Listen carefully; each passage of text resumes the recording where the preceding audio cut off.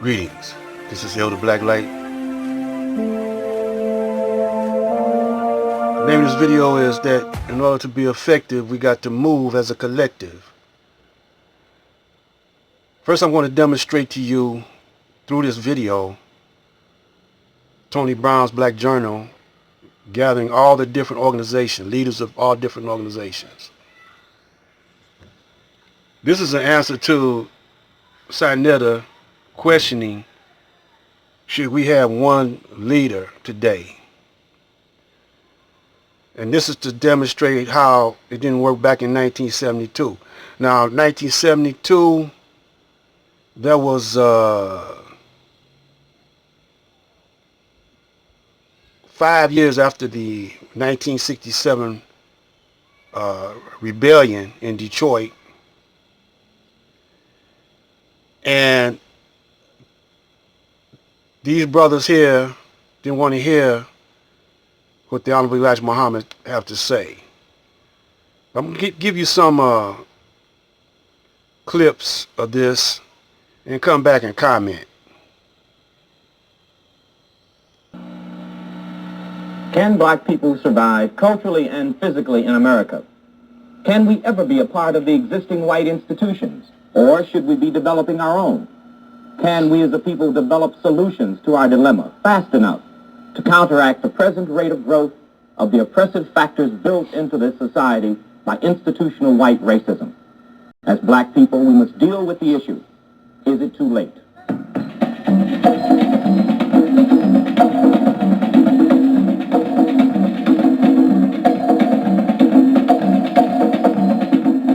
Tonight on Black Journal, Reverend Ralph Abernathy, Imamu Amidi Baraka, Dr. James Cheek, Reverend Albert Clay, Congressman Charles Diggs, Jr., Mr. Dick Gregory, Miss Dorothy Height, Mr. Roy Ennis, Mr. Vernon Jordan, Dr. John Morsell. What is the present condition of black America? And what will black America's future be? Or will there be a future black America? In essence, is it too late? The special Black Journal program is designed to discuss that complicated question. For the next 90 minutes, we will present a live, unedited, two-way communication system between you and our Congress of Black spokesmen.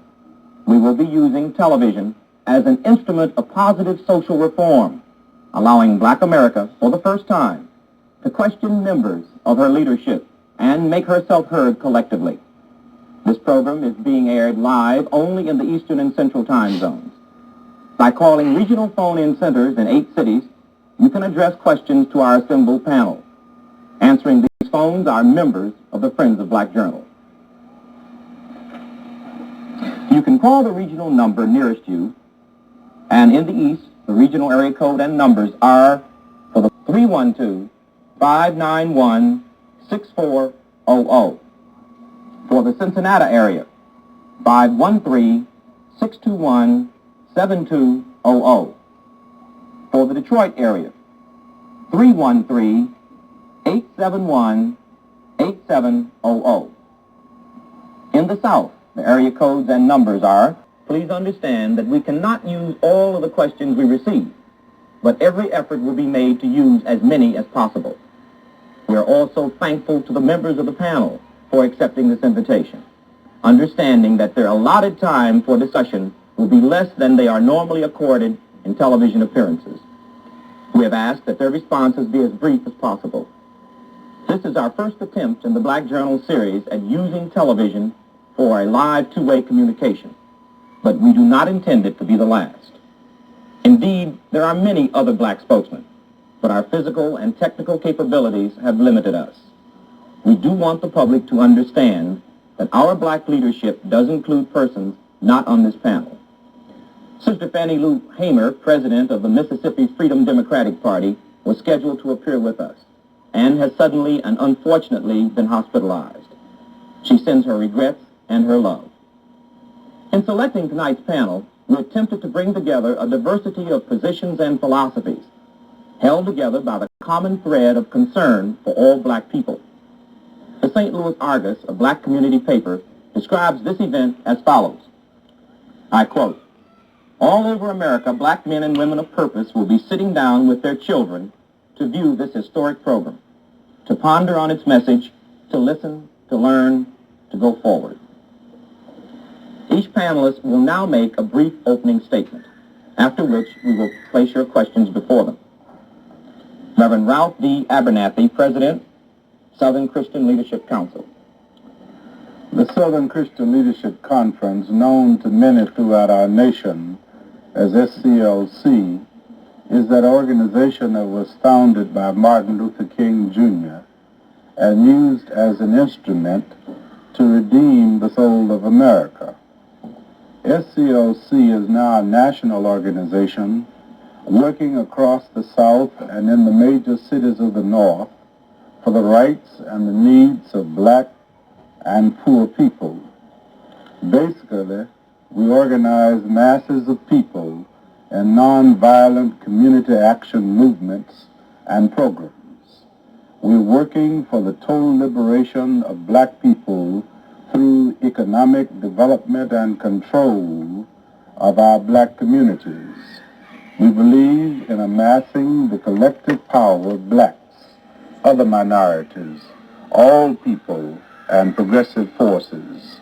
We seek a radical change in our national priorities, a redistribution of wealth and power, and the creation of a nation of peace and human decency. We also seek to develop and to strengthen our international ties to movements of other people across the world.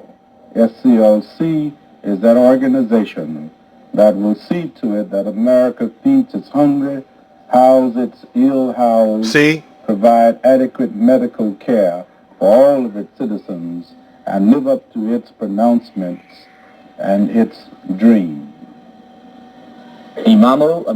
But before we get to Baraka, Ralph Abernathy, excuse me, this brother here said we will see to it that America live up to its citizens.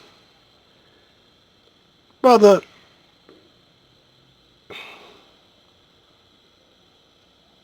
we never was citizens, brother.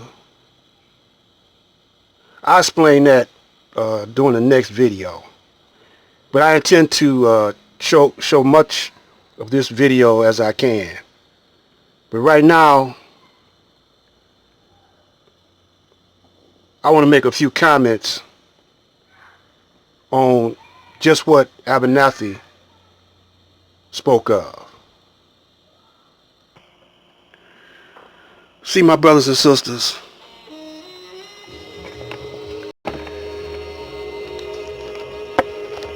that's the problem right that we have it today. That's why brothers and sisters are voting.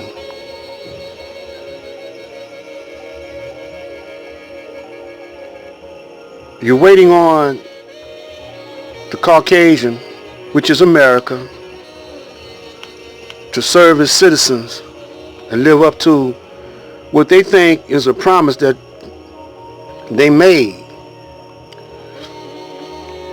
But what happened to the 40 acres and the mule? They broke that promise.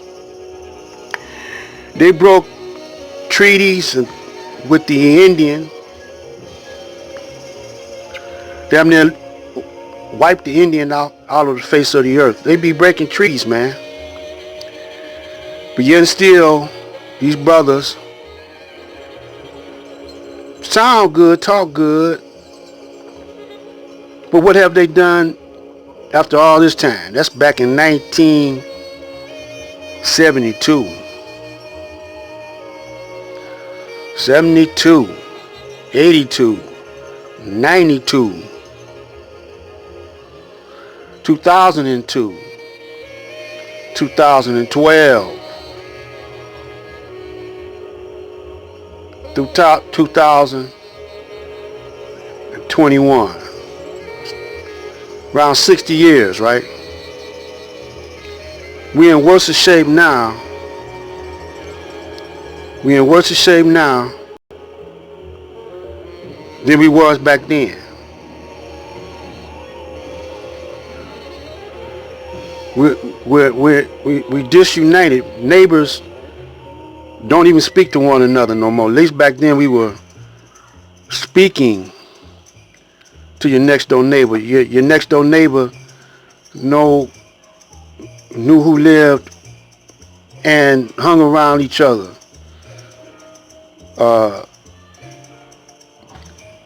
The dope hadn't taken hold to the community quite as bad, but you didn't have break-ins and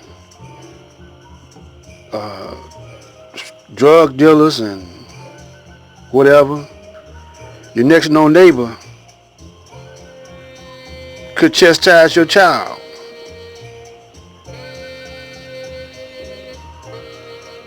We're going to go black in the day after I get through doing this series. So stay tuned. This is Black Light. I hope that you are beginning to see the light.